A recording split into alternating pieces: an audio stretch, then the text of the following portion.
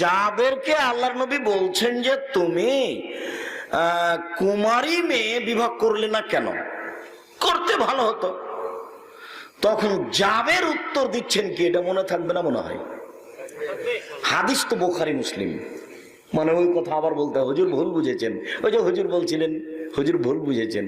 আমি যখন বলেছি বুখারী মুসলিম, তখন বলেছি আম গাছে জাম ধরতে পারে ধরে না, অমাবস্যার রাতে চাঁদ উঠতে পারে উঠে না, সুয়ের ছিদ্রতে লাঙ্গলের ফল ঢুকতে পারে ঢোকে না, সুয়ের ছিদ্রতে লাঙ্গলের ফল ঢুকে যেতে পারে, আম গাছে জাম ধরে যেতে পারে, অমাবস্যার রাতে চাঁদ উঠে যেতে পারে। কিন্তু আমি যে কথা বলছি এই কথাতে সন্দেহ আছে বলে কিয়ামত পর্যন্ত চেষ্টা করলে সরিষা ঢোকানো যাবে না, যা বলছি তাই থাকবে। এই কথা ওই সময়তে বলেছি যখন বলেছি বুখারী মুসলিম। হুজুর না বুঝে আবার জনগণের সামনে হুজুর বলছেন যে আহমদ ইবনে হাম্বল 10